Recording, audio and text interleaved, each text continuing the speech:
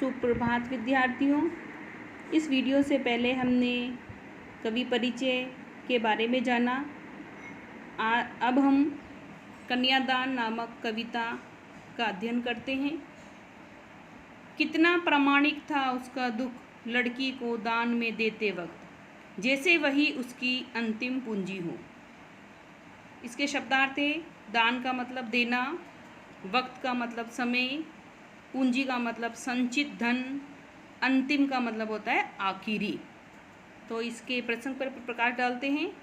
प्रस्तुत पद्यावतरण हमारी हिंदी की पाठ्य पुस्तक क्षितिज भाग 2 में संकलित कन्यादान नामक कविता से उद्धृत है। इसके रचयिता श्री ऋतुराज जी हैं। इसमें कवि ने माँ के संचित अनुभवों की पीड़ा एवं भावुकता को बहुत ही मार्मिक रूप में प्रस्तुत किया है। तो आइए व्याख्या पर भी नज़र डालते हैं। देखिए, व्याख्या करते हैं इसकी।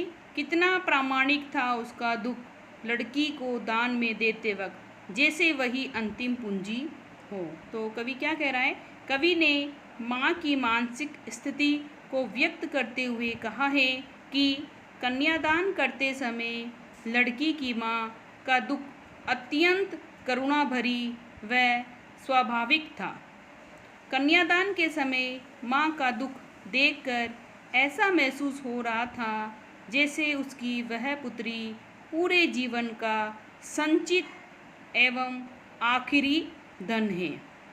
इसमें लिखा है जैसे वही अंतिम पूंजी हो। तो यहाँ माँ का दुख देखकर ऐसा महसूस हो रहा था जैसे उसकी वह पुत्री पूरे जीवन का संचित एवं आखिरी धन है। उसको आज वह दूसरों के हाथों में सौंपने जा रही है। पुत्री अपनी माँ के सबसे नज़दीकी एवं सुख दुख में साथ देने वाली होती है, इसलिए पुत्री को अंतिम संचित धन कहा गया है। तो आइए हम आगे की पंक्तियों पर दृष्टि डालते हैं।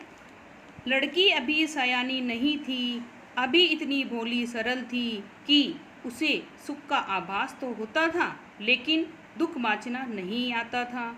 पाठिका थी वह धुंधले प्रकाश की, कुछ तुकों और कुछ लयबंद पंक्तियों की। तो इसके शब्दार्थ हैं सयानी, समझदार, आभास, एहसास, भोली, सीधी सादी, बाँचना, पढ़ना, पाठिका, पढ़ने वाली, धुंधले, कम रोशनी। इसका प्रसंग इस प्रकार है। प्रस्तुत पद्यावतरण में कवि ने माँ की ममतामयी हृदय का अत्यंत मार्मिक एवं सजीव चित्रण किया है। माँ के लिए उसकी बेटी भोली भाली, सरल एवं अबोध स्वभाव वाली होती है। व्याख्या इसकी इस प्रकार है। कवि कहता है कि माँ की नज़रों में उसकी बेटी अभी बड़ी तथा समझदार नहीं हुई है। तभी तो क्या कह रही पंक्तियों में, लड़की अभी सयानी नहीं थी, अभी इतनी भोली सरल थी कि उसे सुख का आभास तो होता था, लेकिन दुख बाँचना नहीं आता था। तो कवि क्या कह रहा है कि माँ की नज़रों में उसकी बेटी अभी बड़ी तथा समझदार नहीं हुई थी।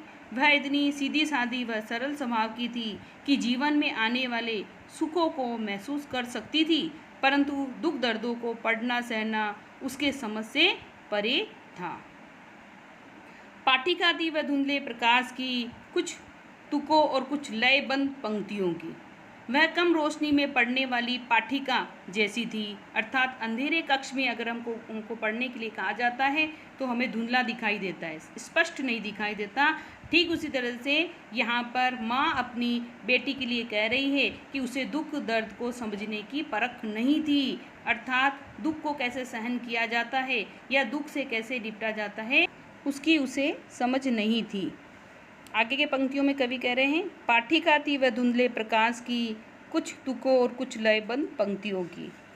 वह काव्य की लयबंद पंक्तियों को पढ़ना तो जानती है, पर उसके पीछे छिपे भाव को समझने की योग्यता अभी उसमें विकसित नहीं हुई है।